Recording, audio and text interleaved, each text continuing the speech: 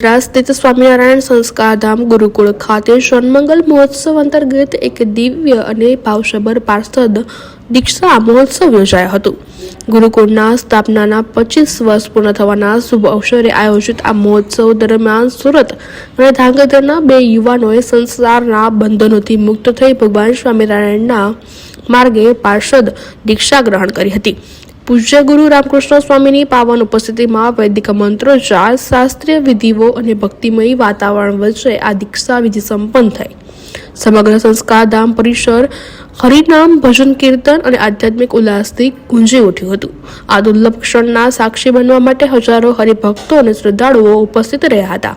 સંસ્કારધામ સ્વામિનારાયણ ગુરુકુળના રજત જયંતિ પ્રસંગે આયોજિત જન્મંગલ મહોત્સવ અંતર્ગત વિવિધ ધાર્મિક અને સેવાભાવી કાર્યક્રમો યોજાઈ રહ્યા છે, જેમાં પાર્ષદ દીક્ષા મહોત્સવ એક અનોખો, પ્રેરણાદાયી અને આધ્યાત્મિક ગૌરવનો પ્રસંગ બની રહ્યો